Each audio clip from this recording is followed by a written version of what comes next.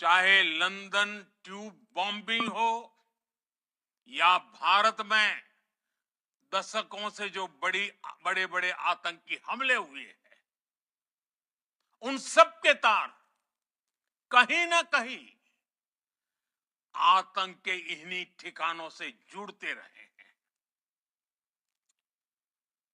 आतंकियों ने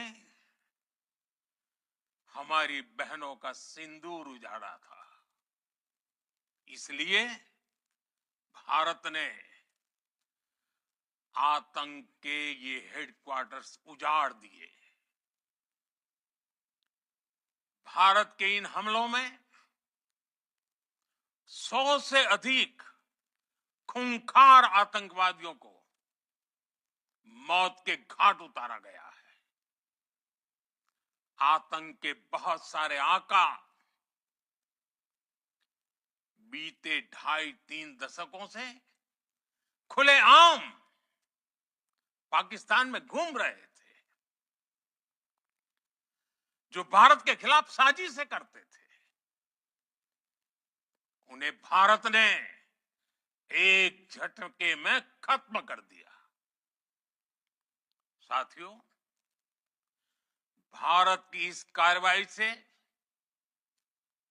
पाकिस्तान घोर निराशा में गिर गया था, हताशा में गिर गया था, बौखला गया था। और इसी बौखलाहट में उसने एक और दुस्साहस किया। आतंक पर भारत की कार्रवाई का साथ देने के बजाय पाकिस्तान ने भारत पर ही हमला करना शुरू कर दिया। पाकिस्तान ने हमारे स्कूलों, कॉलेजों को, गुरुद्वारों को, मंदिरों को, सामान्य नागरिकों के घरों को निशाना बनाया। पाकिस्तान ने हमारे सैन्य ठिकानों को निशाना बनाया। लेकिन इसमें भी पाकिस्तान खुद बेनकाब हो गया। दुनिया ने देखा कि कैसे पाकिस्तान के ड्रोन्स, पाकिस्तान की मिसाइलें भारत के सामने तिनके की तरह बिखर गई। भारत के सशक्त एयर डिफेंस सिस्टम ने उन्हें आसमान में ही नष्ट कर दिया। पाकिस्तान की तैयारी सीमा पर वार की थी, लेकिन भारत ने पाकिस्तान के सीने पर वार कर दिया। भारत के ड्रोन्स, भारत की मिसाइलों ने सटीकता के साथ हमला किया। पाकिस्तानी वायुसेना के उन एयरबेस को नुकसान पहुंचाया, जिस पर पाकिस्तान को बहुत घमंड था। भारत ने पहले 3 दिनों में ही पाकिस्तान को इतना तबाह कर दिया, जिसका उसे अंदाजा भी नहीं था। इसलिए भारत की आक्रामक कार्रवाई के बाद पाकिस्तान बचने के रास्ते खोजने लगा। पाकिस्तान दुनिया भर में तनाव कम करने के लिए गुहार लगा रहा था, और बुरी तरह पीटने के बाद इसी मजबूरी में 10 मई की दोपहर को पाकिस्तानी सेना ने हमारे डीजीएमओ को संपर्क किया। तब तक हम आतंकवाद के इंफ्रास्ट्रक्चर को बड़े पैमाने पर तबाह कर चुके थे। आतंकियों को मौत के घाट उतार दिया गया था। पाकिस्तान के सीने में बसाए गए आतंक के अड्डों को हमने खंडहर बना दिया था। इसलिए जब पाकिस्तान की तरफ से गुहार लगाई गई, पाकिस्तान की तरफ से जब ये कहा गया कि उसकी ओर से आगे कोई आतंकी गतिविधि और सैन्य दुस्साहस नहीं दिखाया जाएगा, तो भारत ने भी उस पर विचार किया। और मैं फिर दोहरा रहा हूं, हमने पाकिस्तान के आतंकी और सैन्य ठिकानों पर अपनी जवाबी कार्रवाई को अभी सिर्फ स्थगित किया है। आने वाले दिनों में हम पाकिस्तान के हर कदम को इस कसौटी पर मापेंगे कि वो क्या रवैया अपनाता है। साथियों, भारत की तीनों सेनाएं, हमारी एयरफोर्स, हमारी आर्मी और हमारी नेवी, हमारी border security force BSF, Bharat के अर्धसैनिक बल लगातार अलर्ट पर है।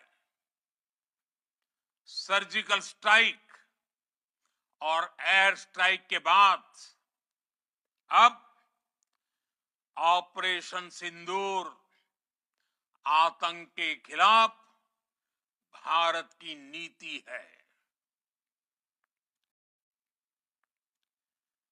ऑपरेशन सिंदूर ने आतंक के खिलाफ लड़ाई में एक नई लकीर खींच दी है, एक नया पैमाना, न्यू नॉर्मल तय कर दिया है। पहला, भारत पर आतंकी हमला हुआ तो मुंह तोड़ जवाब दिया जाएगा। हम अपने तरीके से, अपनी शर्तों पर जवाब देकर रहेंगे। हर उस जगह जाकर कठोर कार्रवाई करेंगे जहां से आतंक की जड़ें निकलती हैं। दूसरा, कोई भी न्यूक्लियर ब्लैकमेल भारत नहीं सहेगा। न्यूक्लियर ब्लैकमेल की आड़ में पनप रहे आतंकी ठिकानों पर भारत सटीक और निर्णायक प्रहार करेगा। तीसरा,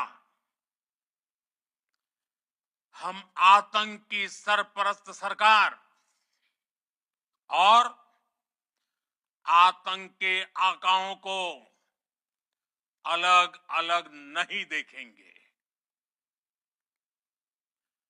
ऑपरेशन सिंदूर के दौरान दुनिया ने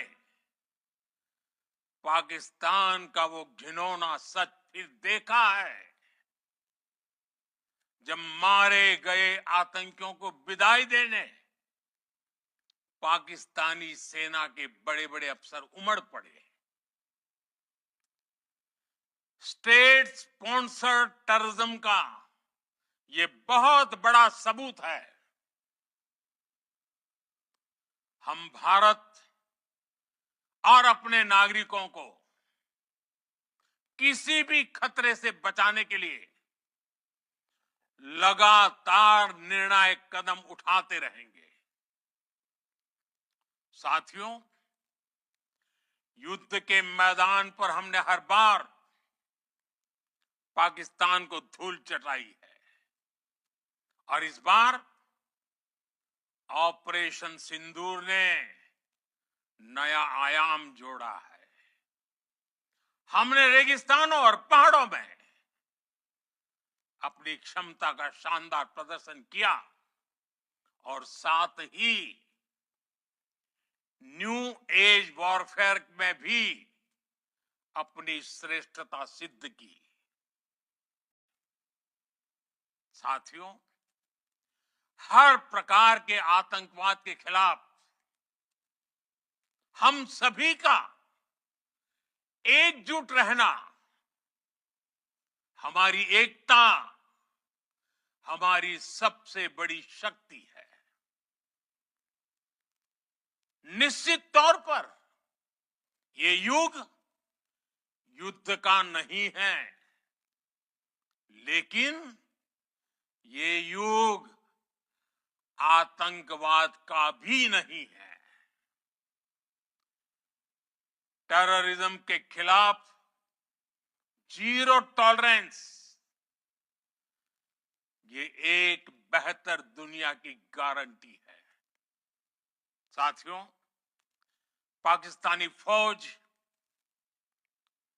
पाकिस्तान की सरकार जिस तरह आतंकवाद को खाद पानी दे रहे हैं,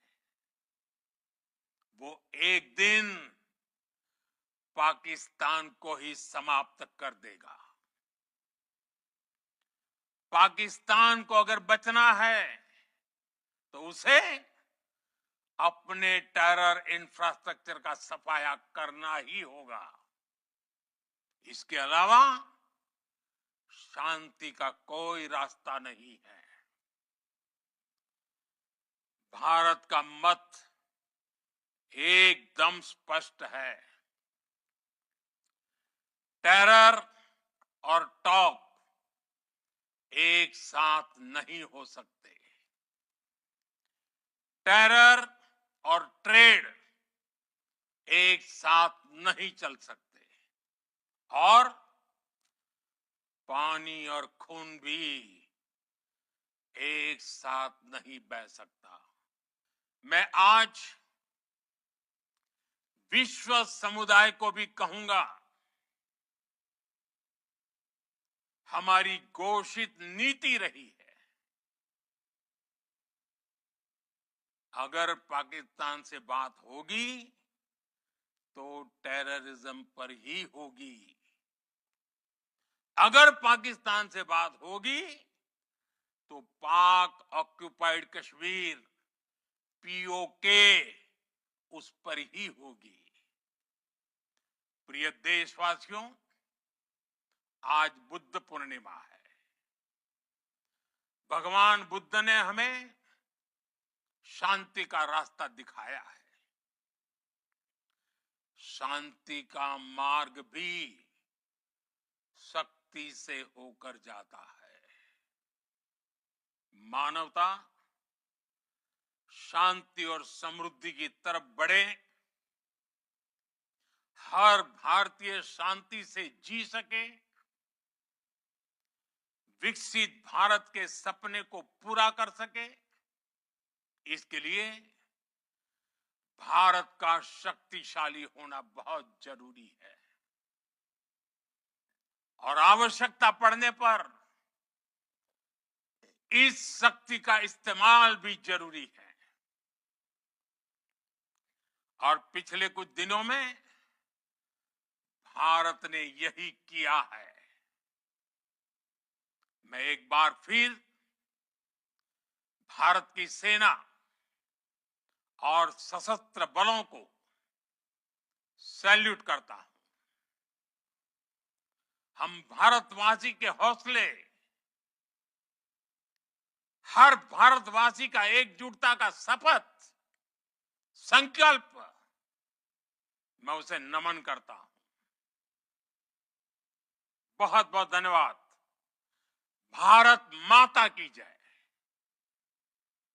भारत माता की जय। भारत माता की जय।